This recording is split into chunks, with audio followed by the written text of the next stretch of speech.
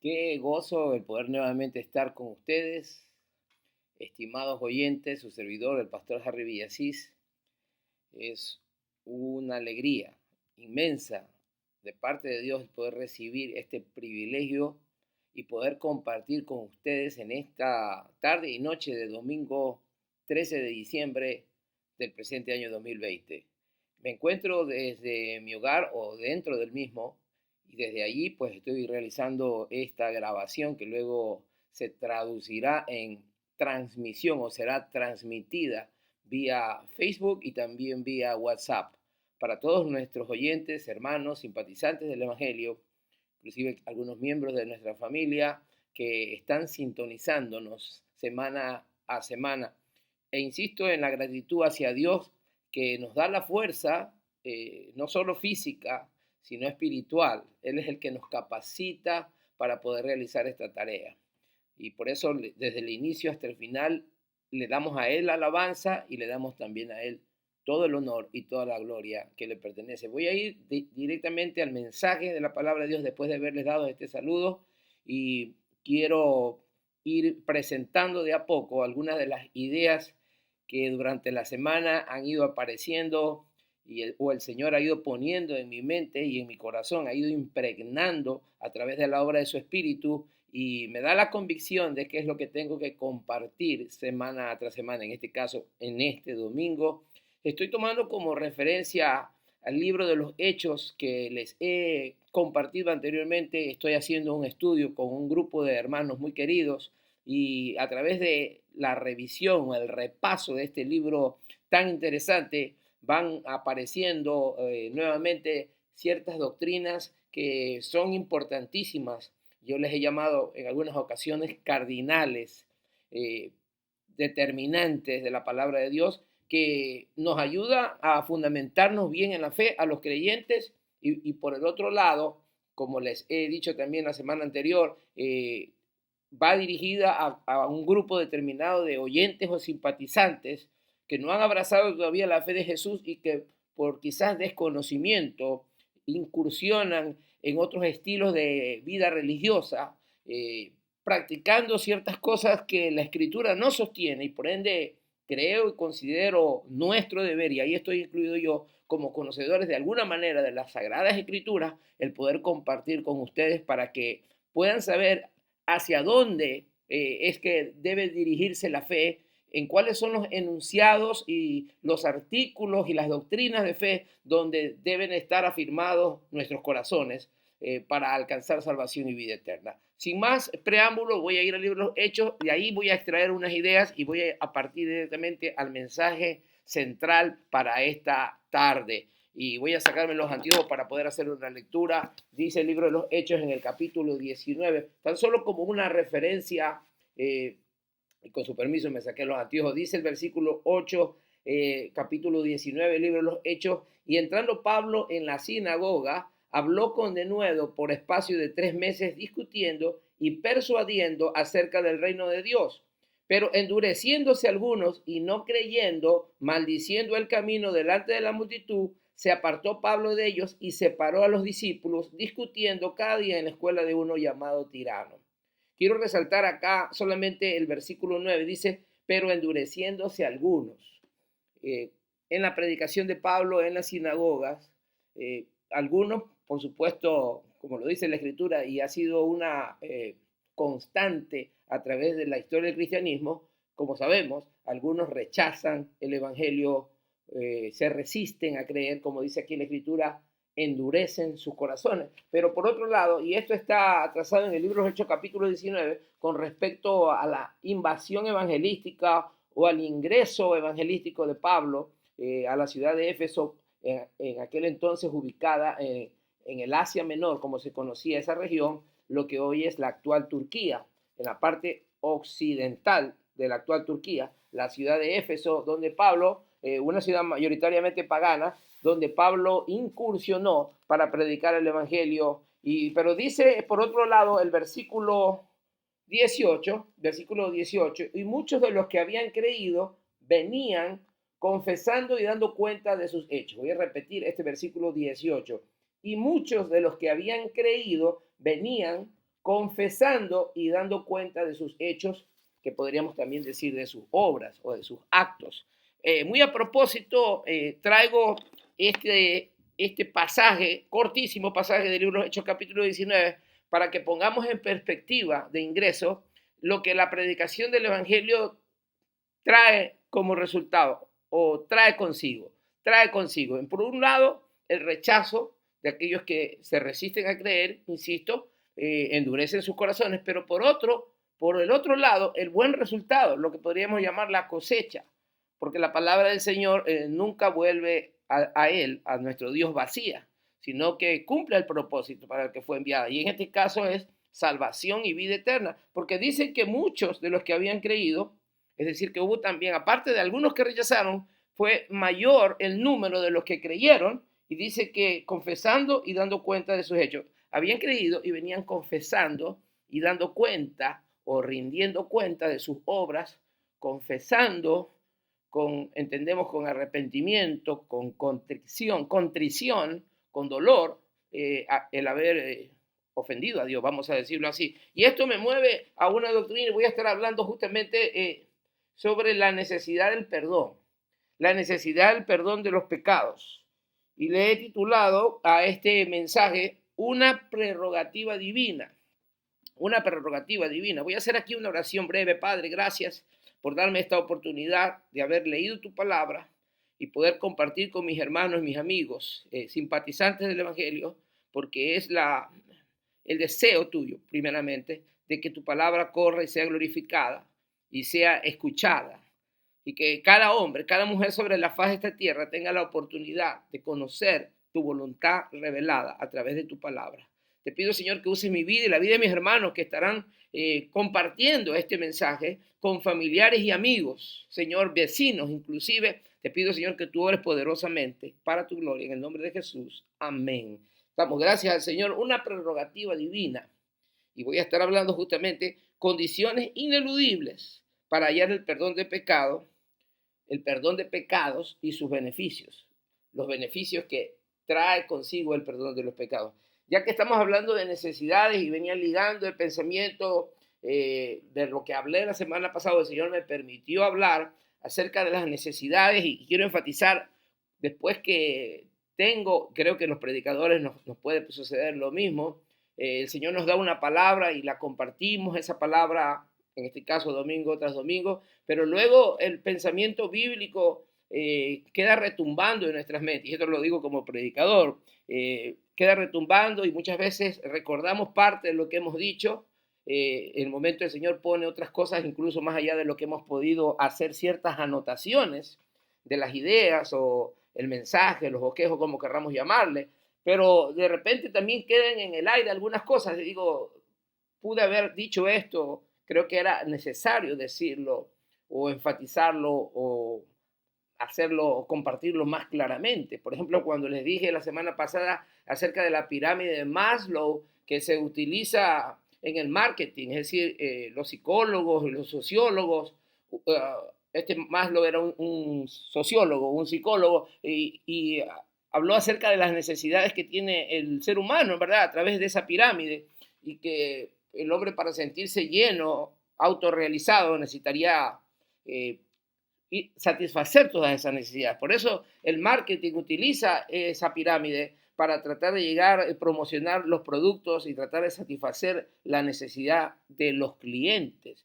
Pero yo les mencioné que dentro de esa pirámide no está contemplada, está vista solamente desde el punto de vista humano, natural.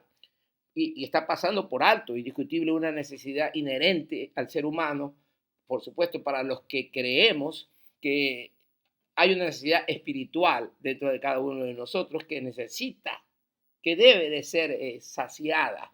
Y esta es otra de las necesidades que necesitan ser saciadas, consideradas, atendidas y suplidas dentro de todo el ser humano. Y esta es la necesidad del perdón de los pecados. Una prerrogativa divina, le he titulado, condiciones ineludibles para hallar el perdón de pecados y sus beneficios, los beneficios que vienen con el perdón de los pecados. He hecho la lectura bíblica y paso a decirles que el pecado es una condición inherente de la raza humana. Dicho de otra manera, todos los seres humanos, de una u otra manera, hemos experimentado, hemos caído, hemos fallado y hemos pecado. La Biblia es clara y sentencia que por cuanto todos pecaron, dice Romanos 3:23, por cuanto todos pecaron, están destituidos de la gloria de Dios. También dice la Biblia en otro sector que no hay hombre que no peque. No hay hombre ser humano, que no falle. Y esto no solo la Biblia lo sentencia, sino que si somos honestos, cada individuo sobre la faz de la tierra tendríamos que reconocer que es así.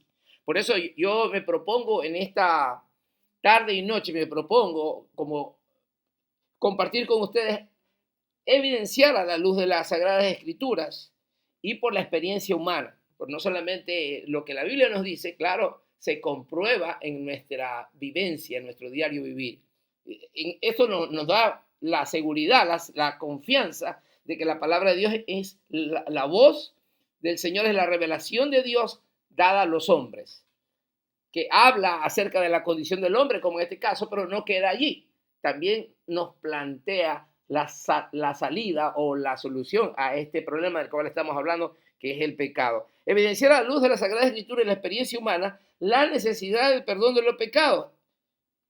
Y entonces estamos hablando acerca de que el pecado es una condición inherente a la raza humana, es propia de la raza humana. Todos hemos pecado, reitero. Pero por otro lado, luego viene entonces, el planteamiento sería cómo salimos de este mal, cómo salimos de esta falla, de esta deficiencia, de esta debilidad propia de la naturaleza humana. Entonces allí nos vamos al siguiente punto, donde la Biblia nos habla que el perdón de los pecados es una facultad exclusiva de Dios.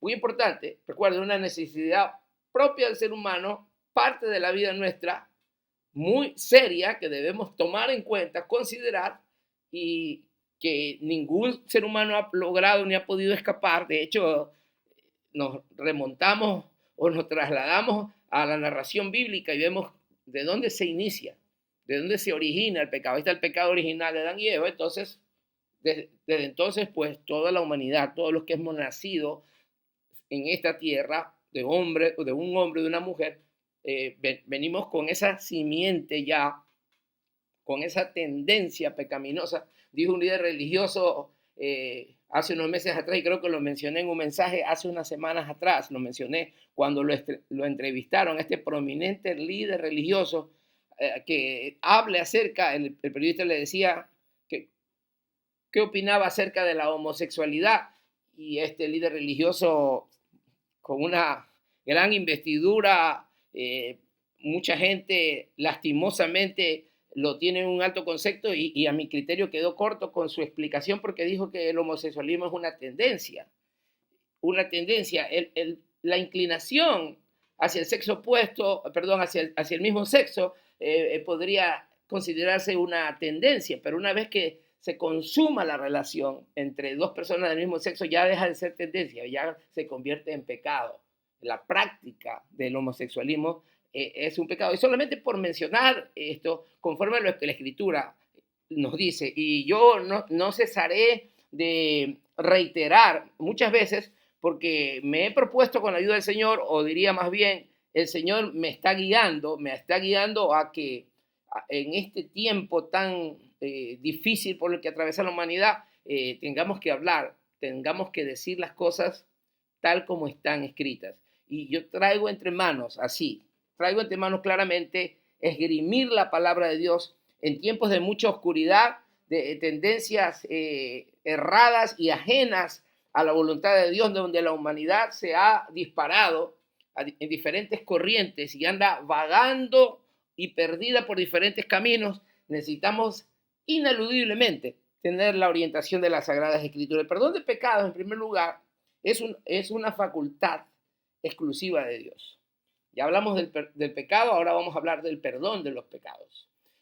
Es una facultad exclusiva, única de Dios. En cierta ocasión hay un pasaje en la Escritura acerca de un paralítico que se lo llevaron a Jesús. Obviamente no podía moverse por su propia cuenta, y unos amigos lo llevaron en una camilla donde a Jesús estaba predicando el Evangelio, y había una multitud agolpada fuera de la casa, obviamente le obstaculizaban el acceso al paralítico y a sus amigos que querían introducirlo, seguramente para esperar una obra de sanidad de parte del Señor, y tuvieron que subirlo por la azotea o por el techo y por ahí lo descolgaron hacia el centro de la sala, seguramente donde estaba Jesús, en medio de toda esa multitud.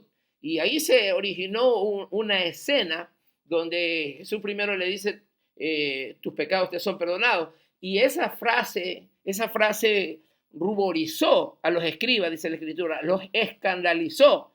Ellos inmediatamente, dice la Escritura, cavilaron en su mente, como religiosos que eran los escribas, estudiosos de alguna manera también de la Escritura, entre comillas, dijeron, acertadamente dijeron, este es blasfema, porque nadie tiene autoridad para perdonar los pecados si no solo Dios. Acertaron.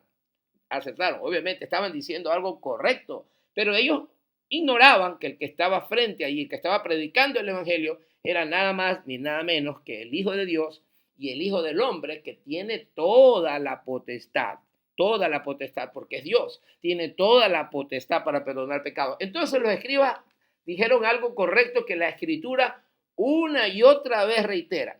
Solamente Dios tiene la facultad para perdonar los pecados. Solamente a Él se le ha dado la potestad. Él tiene la potestad, podríamos decir, Él tiene el derecho, Él tiene la autoridad. Reitero, solo Dios tiene. Y con esto quiero yo ser muy enfático porque vi un movimiento religioso en estos últimos días y una publicidad en la televisión donde hay otro anuncio de este mismo líder religioso que lastimosamente confunde y tiene engañado, a mi opinión, tiene engañado a una gran cantidad de población del mundo, diciendo que va a extender indulgencias para aquellos que no pueden llegar a una muy conocida catedral aquí en un país vecino, muy conocida. Y entonces los supuestos fieles o peregrinos, por causa del COVID, no podrán llegar para cumplir con sus promesas religiosas, y entonces el líder religioso dice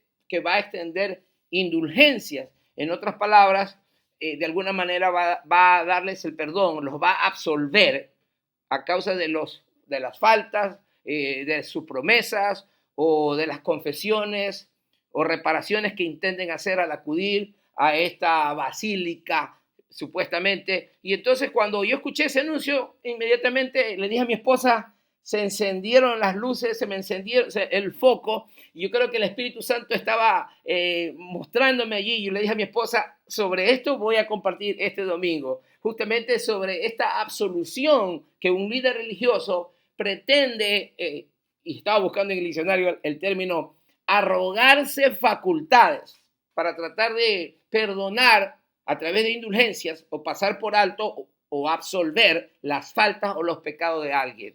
Pero mis amigos y hermanos, nadie tiene esa facultad, solamente Dios. Y con eso nos quedamos aquí. Recuerde, Dios es el único que tiene una facultad o tiene la facultad para perdonar los pecados. Y luego paso inmediatamente, el arrepentimiento es una condición pertinente o que corresponde al hombre en el mundo. Ahí viene la parte.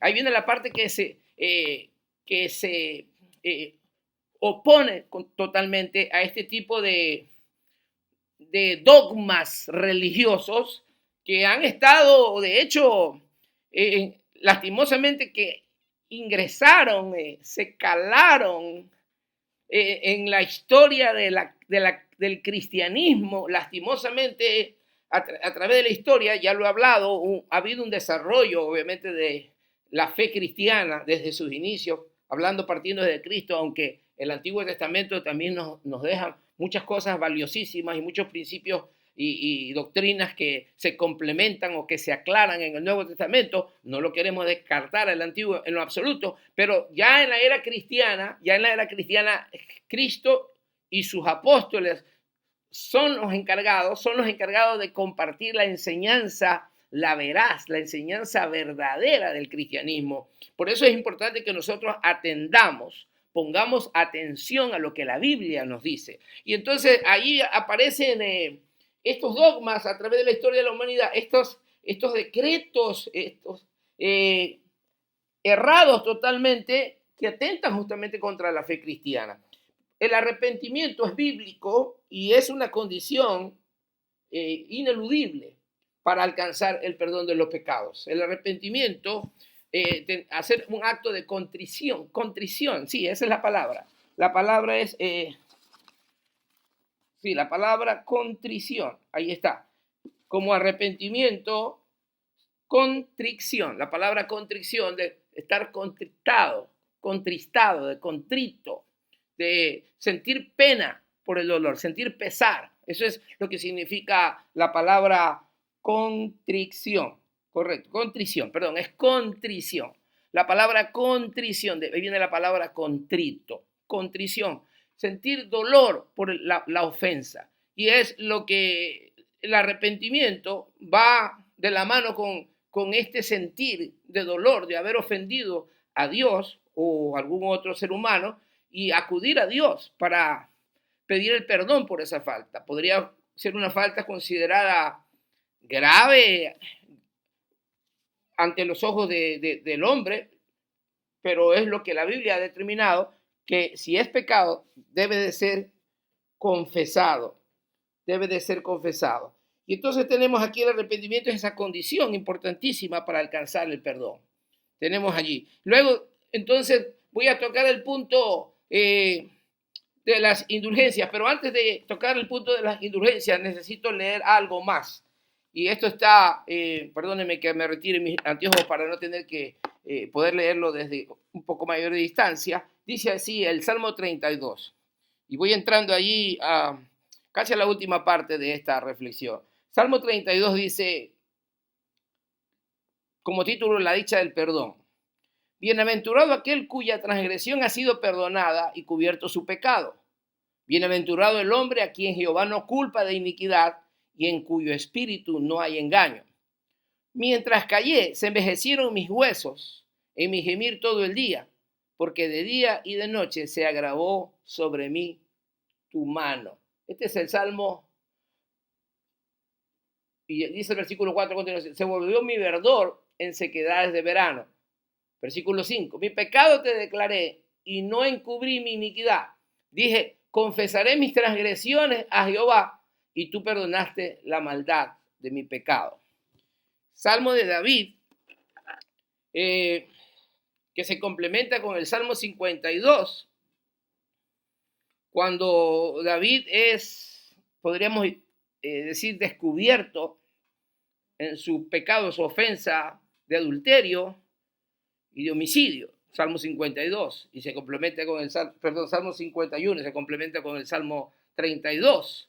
Finalmente, el Salmo 32, que he acabado de leer los primeros 5 versículos, ¿no?, habla ya de la respuesta a la manera como Dios, a través del profeta, lo confronta a David, lo confronta con su pecado, y David se ve en la necesidad de confesar su pecado y experimenta la alegría, la paz, que podríamos llamar, después de haber confesado esos horrorosos pecados que cometió en su debilidad propia del ser humano. Y lo vemos aquí, dice, bienaventurado aquel cuya transgresión ha sido perdonada. Habla acerca de una dicha, la dicha que se siente o que se experimenta después de haber sido perdonado de un pecado o de los pecados. Bienaventurado el hombre, pero dice el versículo 3 que mientras callé, se envejecieron mis huesos. Entonces aquí yo quiero contrastar, como dije, beneficios del perdón, vienen consecuencias positivas, pero también negativas, de retenerse o de guardarse los pecados. En este caso, David, a sus inicios, quiso mantener sus pecados, en oculto. En lo oculto, pensó que quizás nadie lo iba a descubrir, nadie iba a sacarlos a la luz, aunque la Biblia habla de que no hay nada oculto para él, y no hay nada oculto que no haya de ser manifestado. Dios primeramente ya sabe y conoce todas las cosas. A Él no lo podemos engañar. Él conoce todo, nuestra condición, nuestra forma de vida, lo que hacemos, lo que pensamos, lo que decimos. Y entonces, mientras callé, dice David, se envejecieron mis huesos. Es decir, que mientras él estuvo su falta guardada sin confesar, comenzó a sufrir estragos podríamos decir también, Dios estaba corrigiendo su vida y como dice el libro de los Romanos, las riquezas de su benignidad, de su tolerancia y paciencia, lo estaban guiando al arrepentimiento. Es decir, que comenzó a sufrir ciertos estragos de orden físico, probablemente, de orden espiritual. Dice que sintió también, se volvió, dice, se agravó tu mano sobre mí y se volvió mi verdor en sequedades de verano. Y comenzó a sentir una sequía, podríamos llamar, espiritual. Un hombre tan acostumbrado a vivir en la misma presencia de Dios, un hombre que había experimentado la misma comunión con Dios, de repente el pecado estaba haciendo una barrera, un obstáculo que le impedía allegarse a Dios como él lo tenía por costumbre o estaba acostumbrado. Y entonces él notó esa gran diferencia, pero salió de esa condición triste cuando se atreve o se decide. Dios lo guía, obviamente lo ayuda para que él pueda levantarse y él confiesa su pecado y experimenta eso, lo que él llama la dicha del perdón. Y entonces con esto reitero la necesidad del arrepentimiento. El arrepentimiento que va acompañado de la confesión de pecados se convierte en una condición sine qua non para poder recibir el perdón de los pecados. Es decir, que se requiere esa condición, que no puede obviarse, que no puede pasarse por alto. No puede recibirse una absolución o un perdón o una indulgencia gratuitamente, vamos a decirlo así, aunque el perdón es por la gracia de Dios, pero requiere, insisto, el arrepentimiento y la confesión del pecador. Recuerdo también otro pasaje muy conocido en las Escrituras acerca del fariseo y del publicano, sí, esos dos personajes. Dice que subieron al templo a orar y dice la Escritura que el fariseo comenzó a orar para sí mismo, que él era un hombre bueno, que ayunaba, que diezmaba, y por último que no era como ese publicano, que era, los publicanos, los cobradores de impuestos eran enemigos del pueblo judío, eran servidores del imperio romano y eran muy mal vistos para la población judía porque muchos de ellos se aprovechaban, extorsionaban a sus conciudadanos y muchos de ellos se enriquecían a causa del dinero de su prójimo. Y entonces eran mal vistos los publicanos, pero este publicano entró al templo a orar y estaba arrepentido. Y dice la Escritura que a diferencia del fariseo, del religioso, que comenzó a hablar y a orar supuestamente, pero dice la Escritura que él oraba para sí mismo, no estaba orando para Dios. De repente se pone la oración del publicano y el publicano dice que ni siquiera se atrevía a levantar su mirada al cielo. Estaba con un corazón contrito, estaba dolido de su falta, de sus obras malas, estaba arrepentido, así lo podríamos decir. Dice que solamente expresó: sé propicio a mi pecador. Le dijo a Dios en oración: sé propicio a mi pecador. Y dice la parábola que al final es decir, el publicano, fue a su casa justificado. En otras palabras, el que fue perdonado fue el que se humilló indiscutiblemente y el que con arrepentimiento confesó su pecado. Y es muy importante que tengamos esto en mente porque, insisto, todavía está en vigencia, lastimosamente. Pensé que esto nomás era un asunto del siglo XVI, cuando se promulgaron las muy conocidas indulgencias que el Papa León X y el cardenal Albert Bradenton, en mutuo acuerdo, comenzaron a vender directamente indulgencias, concediendo a través de ellas la satisfacción de los pecados, inclusive el poder sacar al pecador, ya los muertos, fallecidos, librarlos del purgatorio o que salgan bien librados del mismo. Y contra esta herejía, contra esta atrocidad religiosa que lastimosamente se ha mantenido todavía como un dogma, se levantó Martín Lutero y que fue objeto de que él escribiese esas 95 tesis en la Catedral de Wittenberg. Hubo mucho revuelo, se lo acusó a Martín Lutero de hereje por levantarse contra esta falsa enseñanza, contra esta corrupción en el seno de la iglesia, y lo que hizo Lutero fue esgrimir la palabra de Dios, presentar la evidencia bíblica. Lastimosamente, todo lo que atente contra la doctrina cristiana debe ser puesto a luz, debe ser mostrado. Y yo pretendo, con la ayuda de Dios, evidenciar esto y sacar a la luz, sí, ¿por qué no decirlo? O reiterar, compartir, predicar, enseñar, que para recibir el perdón de los pecados necesitamos arrepentimiento y confesión. No hay otra manera. Hay un verdadero arrepentimiento y confesión.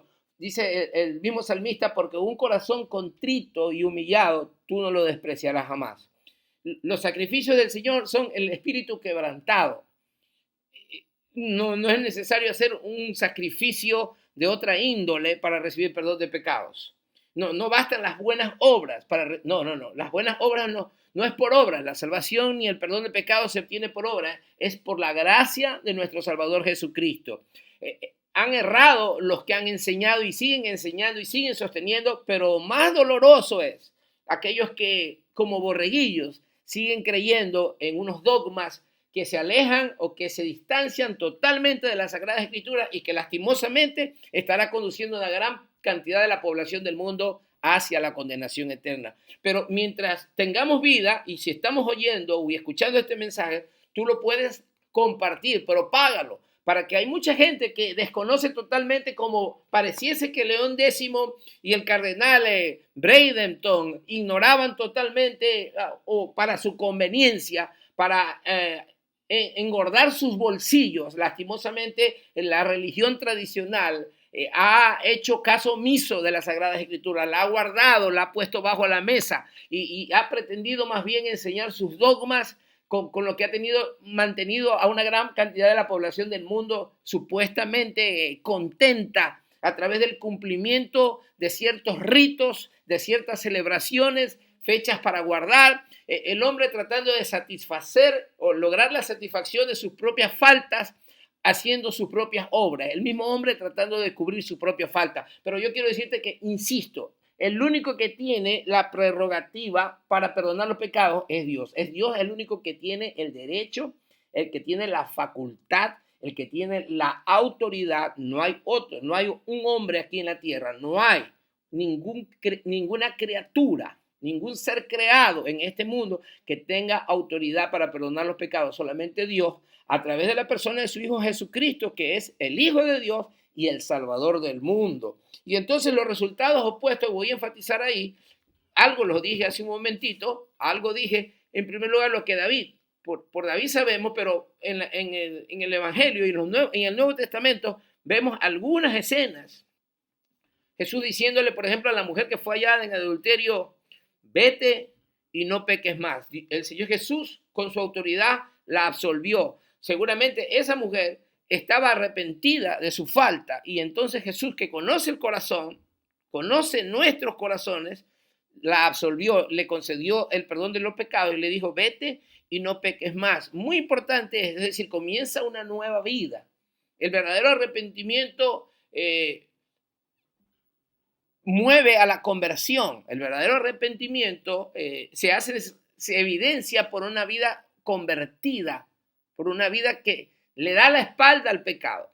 Y esto es en esencia el arrepentimiento y la confesión, que van de la mano para poder alcanzar el perdón y la salvación. Cuando Pedro predicó, por ejemplo, para enfatizar y para dar más evidencia o más peso o más argumentación a lo que estamos hablando, Jesús predicó el arrepentimiento para perdón de pecados y también sus apóstoles predicaron. Ahí vemos leí acerca de Pablo, pero Pedro también predicó sus mensajes y hablando, y dice que cuando escuchaban el evangelio, las multitudes, algunos por supuesto, a quienes era dirigido el mensaje del evangelio, se sentían compungidos de corazón. Y Pedro le decía, arrepentíos y convertíos para que vengan de la presencia del Señor tiempos de refrigerio.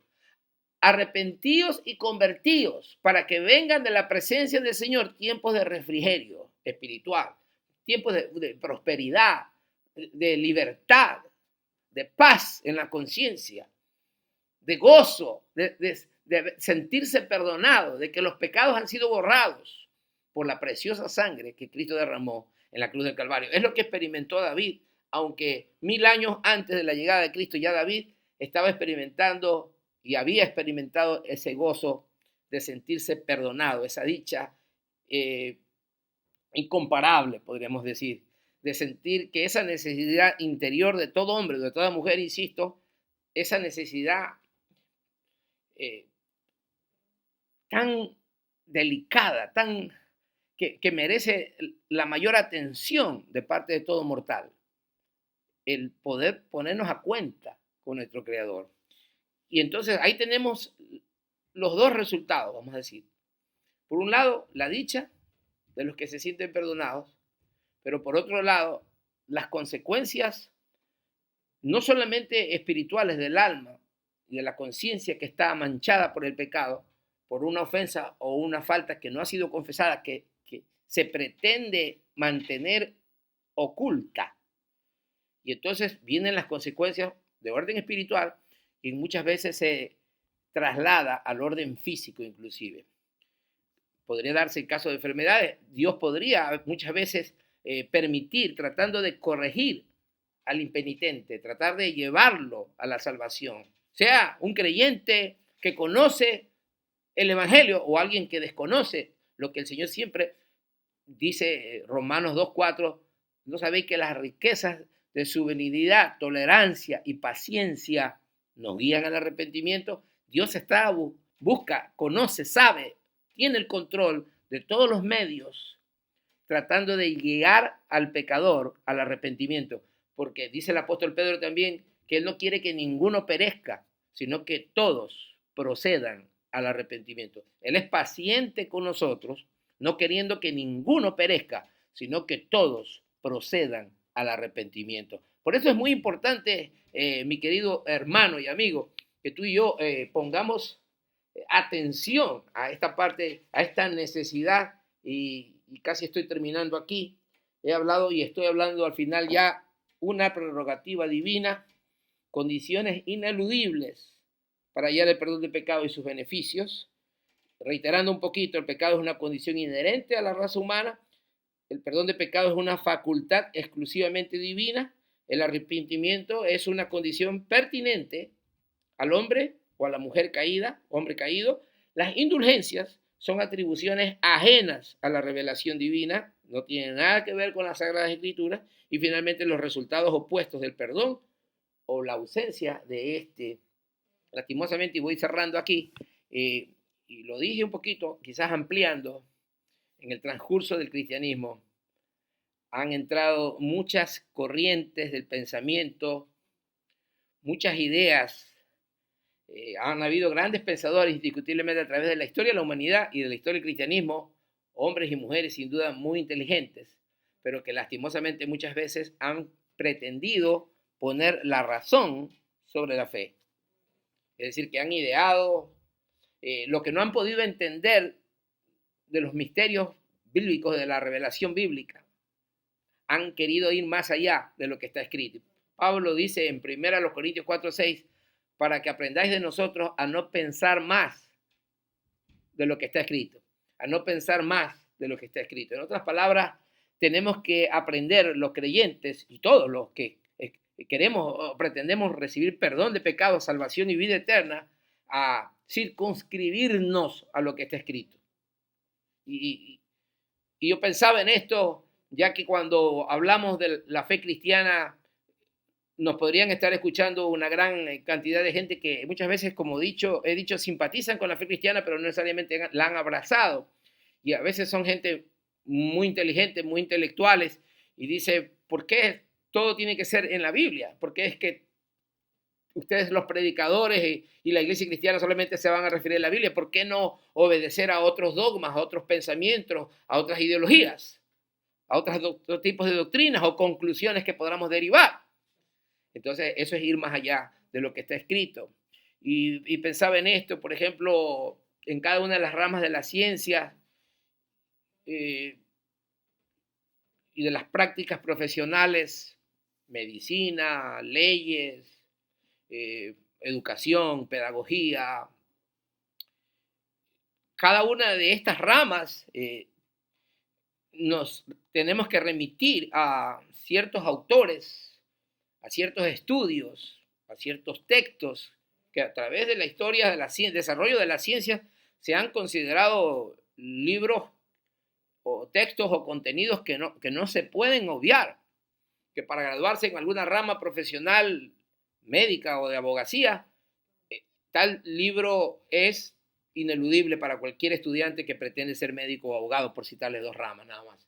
Es decir, que lo que dicen eso y lo que la ciencia ha descubierto y lo que esos hombres de ciencia e intelectuales han descubierto, eso es lo que va a convertirse en la práctica de aquellos profesionales. Es decir, nos tenemos que trasladar a esos escritos y no hay más nada que hacer.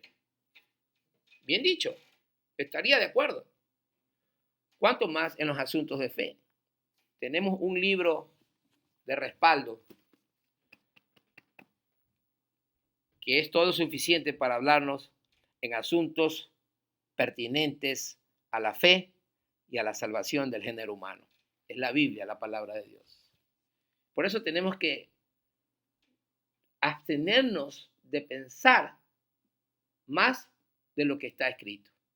Y este fue el caso del siglo XVI cuando les hablé antes. El siglo XVI fue el caso de Lutero, pero ya desde el siglo XII o XIII aparecieron los escolásticos, que fueron los que pusieron énfasis en la razón, y fueron los escolásticos los que mezclaron justamente la religión, vamos a decirlo así, o la fe cristiana, estos pensadores, con la filosofía aristotélica. Y ahí hubo una mezcla, ¿verdad? Y entonces ahí viene la degeneración de la fe, por un lado, y estos asuntos de los dogmas y de las indulgencias que hemos mencionado.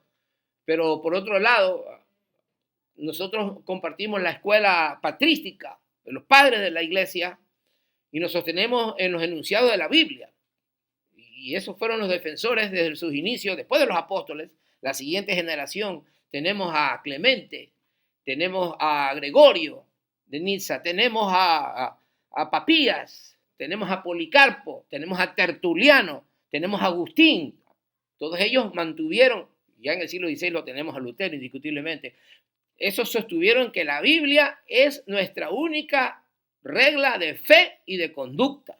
Lo que dice la palabra de Dios, lo que está escrito en la revelación bíblica y no más allá de lo que está escrito, como le dice Pablo en 1 Corintios. Y por eso nos sostenemos que el perdón de los pecados es una prerrogativa divina, nada más.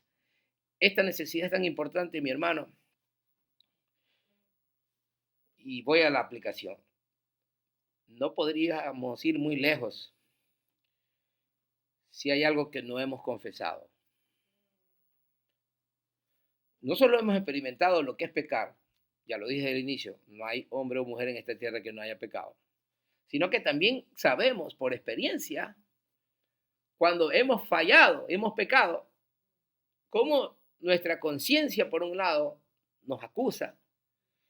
Y los que tenemos a Cristo en el corazón, el Espíritu Santo nos continúa redarguyendo y recordando de la falta que está sin confesar, que necesariamente nos lleva a ponernos a cuenta. Es decir, no estamos tranquilos, podríamos decir, nos sentimos inquietos cuando no hemos confesado. Necesitamos, es una necesidad del alma.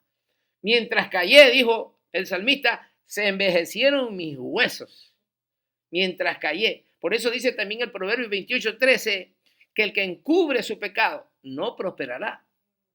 Mas el que lo confiesa y se aparta, alcanzará misericordia. Y primero, mi hermano, si hemos pecado, si has pecado, si he pecado, necesitamos ir a nuestro Creador, al Padre, por medio de Jesucristo y pedirle y confesar con arrepentimiento, con pesar nuestra falta y pedirle que por su misericordia nos perdone. y mi amigo que me escuchas, no es conforme a los enunciados de la religión. No es por atajos, no es por dogmas registrados en la religión tradicional. No es por mecanismos ni por maniobras religiosas que vamos a tener perdón. No es a la manera del hombre. No. No es ni el hombre el que puede perdonar los pecados. Solamente es Dios el que puede. Esta es una prerrogativa divina. Solo Dios tiene potestad, autoridad para perdonar los pecados. Tenemos que ir a Él por medio de Jesucristo. No hay confesionario que valga. No hay cura que pueda curar este mal del pecado. Solamente la sangre preciosa que fue derramada en la cruz del Calvario es la única que tiene el poder para perdonar nuestros pecados y limpiarnos de toda maldad. Mi amigo y mi hermano que me escucha, y yo me incluyo, somos pecadores necesitados de Dios, pero Él está dispuesto con los brazos abiertos.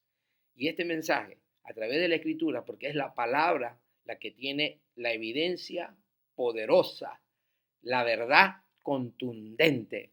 Aquí haríamos bien en obedecer, en poner atención. Yo quiero orar y ruego al Espíritu Santo que te convenza también a ti de pecado, porque Él es el que convence de pecado, de justicia y de juicio. Padre, gracias por este tiempo. Te pido tu bendición por este mensaje que ha sido anunciado, predicado, por toda palabra, Señor, que haya salido de mi boca, que tú hayas puesto en mi mente y en mi corazón, que sea útil para redarguir y también para edificar al oyente, al creyente, y que por medio de tu palabra, Señor, ellos puedan creer y ser salvos. Para tu gloria, Señor. Jesucristo es nuestro Salvador, todo suficiente, y el que tiene autoridad y poder para perdonar nuestros pecados. Gracias porque eres fiel, Señor. En el nombre de Jesús. Amén. Su servidor, el pastor Harry Villasís, esta emisión dominical, si Dios lo permite y Él no ha venido, estaremos el próximo domingo con su ayuda, trayendo el mensaje de la palabra de Dios para nuestros amigos, simpatizantes de la fe cristiana y para nuestros hermanos, parte del cuerpo de Cristo Jesús. Oremos los unos por los otros y sigamos adelante, sirviendo al Señor con alegría. Dios los bendiga.